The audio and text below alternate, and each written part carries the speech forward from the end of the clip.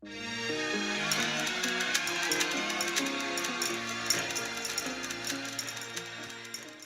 up, everybody? Welcome to Inside Hollywood. I'm your host, Jazzy Bell, and today I have someone amazing on my show. Yes, I'm so excited to talk to him. He is on the hit show, ABC's hit show, The Rookie. We got Titus Makin in the building. What's up, Titus? What's up, everybody? Yes, listen, thank you for being here. I'm so excited to talk with you and to share your journey with my audience. Yes, thank you for having me. Seriously, I appreciate it.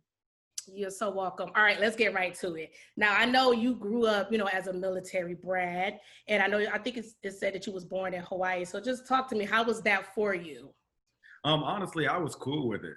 It was one of those things where, in hindsight now, I feel like the reason I'm so, I guess, eclectic and accepting to so many different cultures and things is because I traveled so much as a kid, and it was the only normal I knew. So moving around felt good. Staying in one spot is weird to me, to be honest. You know what I mean? Yeah, what do you consider home? Only because being a military brat, moving around between 2 to 4 years, constantly moving places. So what would you say you're from if you had to tell the people? Well, the reason I'm all over the place is because that is honestly to this day one of my hardest questions, because I genuinely kind of don't know. Like, I say Georgia because that's where my family is, grandma's cousins, blah, blah, blah. That's where holidays take place, all that stuff. But quite honestly, I've only lived in Georgia in spurts. So everywhere else, I was there 2 to 5 years maybe. And I don't know, maybe I guess LA, which is not the most exciting thing to say. No, LA's dope, but like I don't feel like I'm from LA, but this is the place I've lived the longest, technically speaking. Nice. So when did you start acting? Like I said, you started off doing the singing and dancing. So when did acting come about for you?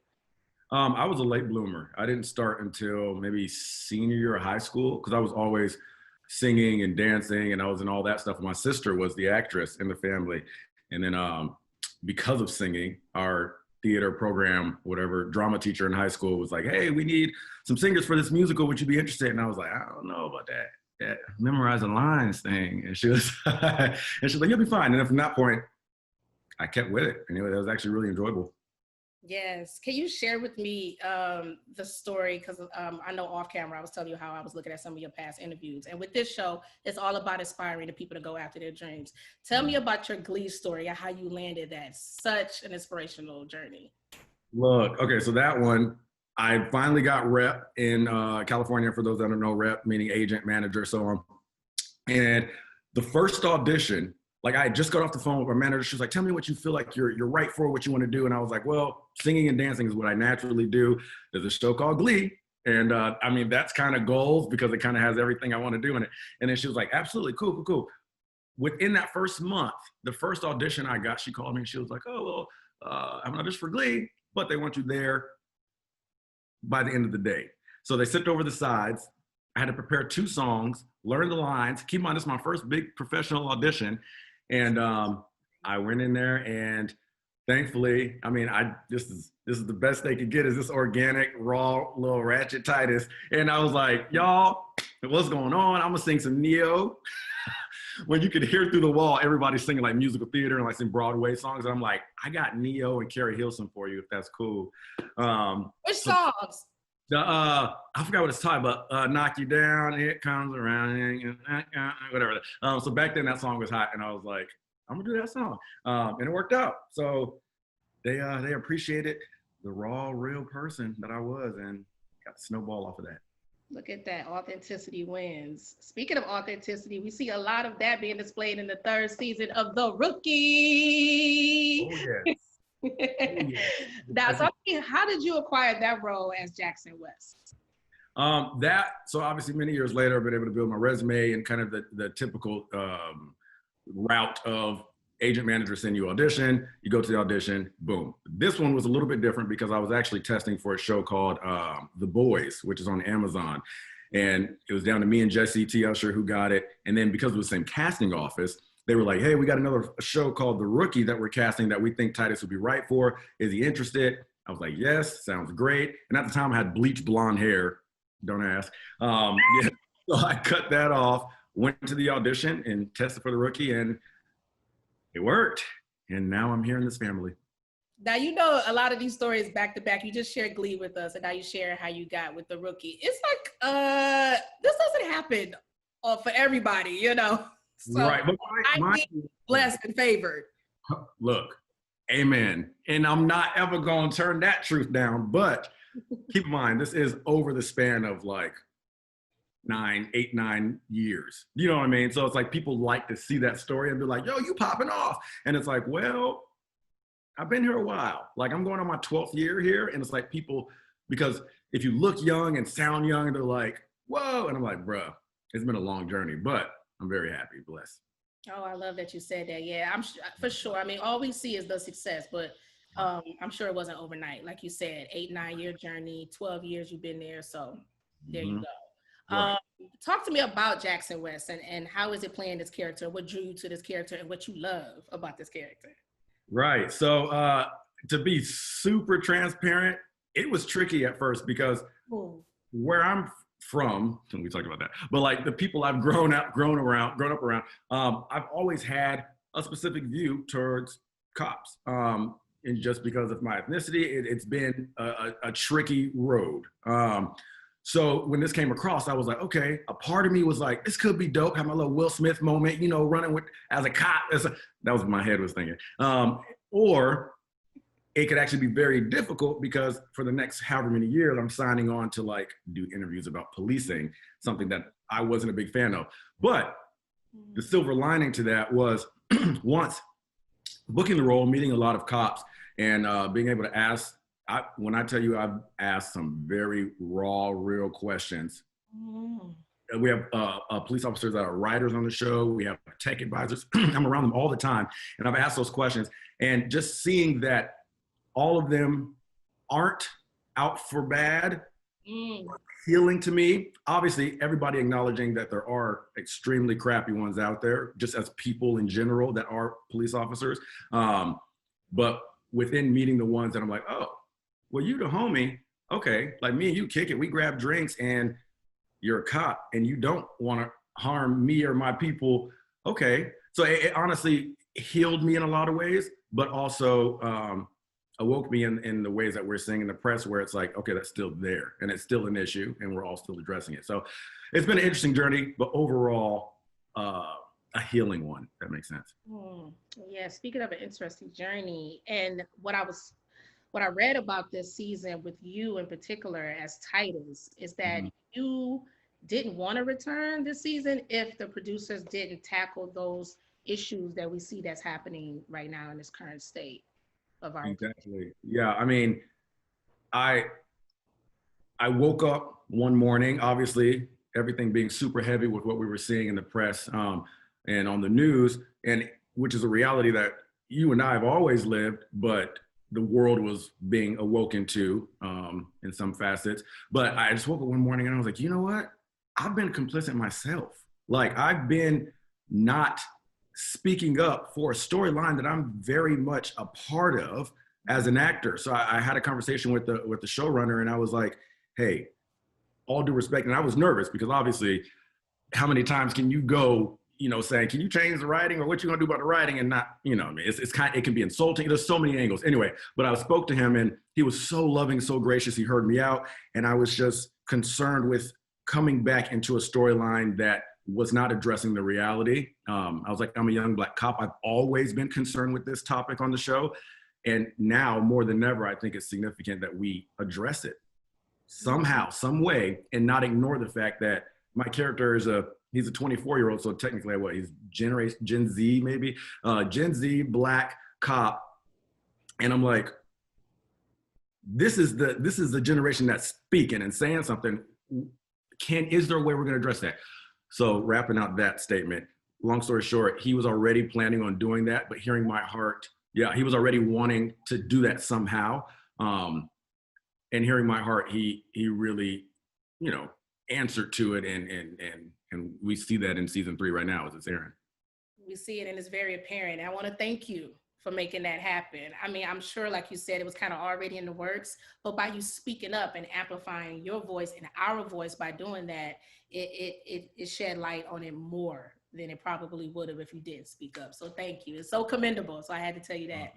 With everything that is going on, I wonder for you, which story, because there was so many unfortunate incidents from the George Floyd to Breonna Taylor to Ahmaud Arbery to me personally years ago with Sandra Bland, that really Yeah. shook me up because I felt like I saw myself in that scenario because Mhm. I've been in that exact scenario. It was so eerie and similar.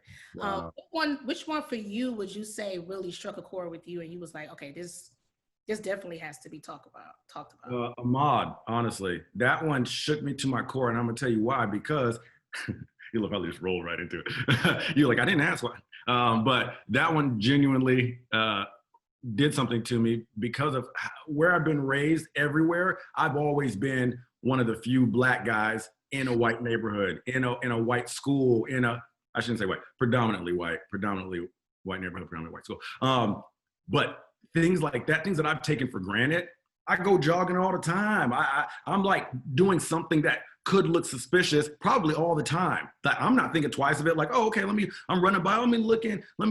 How many times have I looked in an abandoned house and let me see what they're doing?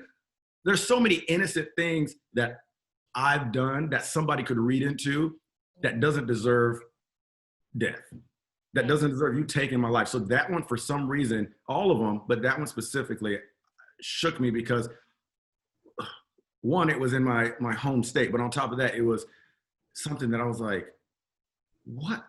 Where is the proof? Like, what? There was literally nothing to detach it to be misleading. I'm like, what more could he have done other than what, sprinted into the woods and try to run away from the anyway? So that one specifically got me because I identified with black guy, white neighborhood, jogging. The South, yeah. Have you personally experienced any of that type of prejudice or social injustice or racism in your own personal life? Absolutely, yeah. I mean, there's been it's stupid to even say the smaller things because it's still part of a systemic issue here. But there's the smaller situations. Even working at Kmart, I've been called the N-word by customers coming through the freaking thing when I was in high school. Just mad that the line was taking too long. Dropped the N-word, and I'm just like, okay, we still out here doing that, huh? Okay. So those situations, but then there's the ones been pulled over by the police over in Pasadena. And for those that aren't familiar with that area, it's a pretty well-off area. It's nicer houses, nicer houses and everything like that. And I was visiting my friend. I pulled over to check my GPS because I didn't want to get pulled over for holding my phone. So I pulled over in a neighborhood, was trying to figure out where to go next, typing in the address, and the cop pulled up behind me. Another cop pulled up in front of me. And mind you, I've been in that neighborhood multiple times visiting my friend. And they got out the car, flashlights and everything, one at my door, one flanking the door. And I'm like, hello, good evening, sir. Like, right. And he's like, so we've been having some robberies in this area, and your car matches the suspect's car. And I was like, well, okay, like, if you have the car, I didn't say this, but in hindsight, I'm like, if you have the car, you would have the license plate, and my license plate is not the same as that person's license plate. So really, you're pulling me over because you saw a black guy in a similar car. And I was like, okay. And I was like, And he was like, so, we're just being cautious of people and, kind of drifting around in this neighborhood. And I was like, oh, I was just pulled over to use my GPS. I didn't want to get pulled over any other way, but clearly it's happening anyway. I don't know what to do at this point moving forward. And then he was like, okay. So he asked me all these, it became insulting because he started asking me, okay, so what are you doing in the neighborhood? I was like, oh, visiting my friend. He was like, oh, okay, what's your friend's name? Gave him my friend's name. Okay, how do you know this friend? I said, well, we did a TV show together. And he was like, oh, okay. He was like, so you're an actor yourself? I said, yes. And he was like, what shows have you been? Going into the most unnecessary, and I was like, this show. He was like, okay. He was like, and what was the show that you did with it? And I'm like, what? You want my resume, bro? Right. I'm like, what does that have to do? Real? Do I match the description or not? Like, I'm like, what? I don't understand but I was trying to just keep the peace because I'm like, I know how these things escalate and it's insulting, but at the same time, I'm like, it's the reality of the unfortunate times where it's like, all right, let me just keep it cool because I know you got an ego sometimes and I don't know what mood you in tonight. Anyway, wrapping that up, they ended up letting me go. But I called my dad afterwards, and he was like, "I'm sorry, what? Like none of that makes sense." And my dad's high ranking in the military, and he's like Yeah. around that policing thing. He was like, "No," he was like, "That was because you were a black guy." He was like, "When they pulled you over, when they pull you over," and I was like, I mean, as soon as I parked, they pulled up behind me, and I Mm. was like, and he was like, "Yeah, that don't sound right because if anything, they would watch to see what's going to happen." Like there was so many different things that it's like, no, that was because you were African American and you were in a nice neighborhood, and it's Mm. unfortunate. Anyway, Wow, so yeah. sad to hear that. Yeah. Now, when you playing Jackson West as a Mhm. cop, and I feel like you kind of mentioned this earlier, what do you want cops to learn when it comes to like us, our people, and what do you want us, since playing a cop, that you've learned doing the show that you want us to know? Yeah, I think the show this season is doing a great job about this in general. As it continues, we'll see it more, but it's that aspirational aspect of this is what we aspire policing to look like.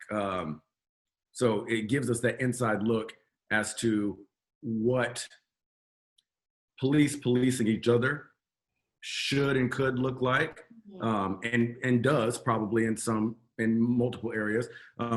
And then on the flip side, what it looks like to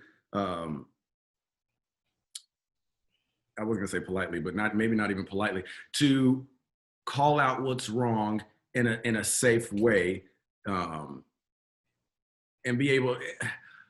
Let me put it like this: on the police side, what I think that the takeaway could be is policing each other better. So if you see something, say something. No matter if you're a rookie, no matter if you're whatever position you're in, Yeah. say something, make it right. It might be at the risk of your job, but it's worth saving the lives that that person could affect. On the side of a civilian, a black civilian, on top of that, thankfully, we have, and we see this in the show, cell phones right now.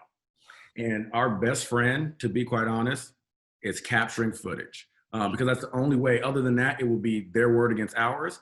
And if you have footage, that is your best defense. And we literally saw in this past episode of The Rookie, people on the side whipping out their cell phones. As annoying as that could be because of the times we're in with social media and everybody's videotaping everything, it's also your best friend and your best defense, in my opinion. Mm.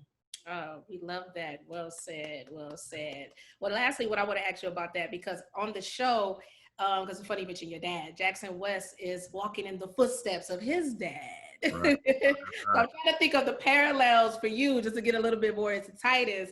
Yeah. What are some of the, I don't know, attributes or steps that you're walking in behind your dad? Because it's crazy, because you just mentioned that he's a high-ranking military vet. Yeah. So what are you taking from your dad that you're walking behind? You know what? I take a lot of personal things from my dad. I take things like cleanliness, my spiritual walk. I'm not a militant person, which is bizarre that I always end up playing these type of characters. You see my personal self is reflected in my music. You see how kind of out there and kind of quirky and funky I am. He's the complete opposite of that. Like he's very, this is how we was raised. This is what we're gonna do. I'm not so much that way. But what I did gain from him is that spiritual walk, and my Christianity means a lot to me, and that's something that he's always passed down to me. So grateful for that. Okay, Christianity, let's talk confessions. So we're about to wrap this up. I'm gonna ask you a couple of questions. Okay. It usually warrants like one-word answers. It's a little game I like to play. You ready? Yep. Okay. All right. All right. Yeah. Describe yourself in 3 words. Fun, crazy, loud. Fun, crazy, loud. Okay, your favorite movie of all time. Independence Day. Ooh, favorite TV show of all time. Whoo, Stranger Things. Okay, favorite actor ever that you grew up inspired to be. Who inspired you the most? Will Smith. Now, come on, somebody. Okay. Dream collaboration in a film or TV co-star. Who would it be? Dream collaboration film. Will Smith again. I'm gonna throw another one in there. Music. Anderson .Paak. Ooh, nice. I can kind of see a little bit of the vibe. I heard your music is dope, and even some resemblance. Oh, no. Look. Oh, no. Lastly, but not least, Give me one word to describe the vibe that you feel right now. Not a phrase, not a sentence, but one word. One word. Ooh. That word is, So funny. honestly, the word is woke. Oh, That's it. I just feel woke. I love that. Okay, so thank you for being here, Titus. But before you go, I mean, let the people, season 3, we're here, the rookie, Jackson West. What do you want the people to know as far as telling them to keep watching? What should we expect? Look, within the reality of everything that's going on, we hitting some strong truths, awakening the nations. But on top of that, there's still a lot of action, and we even filtering in some romance. And the great thing about the show is they find somehow to make it make sense, to have a little through line of humor in there to keep everybody in tune. Thank you so much. I appreciate you for being here. Thank you so much. Good meeting you. Good meeting you too. Enjoy the rest of your day. All right, you too. Bye. Bye.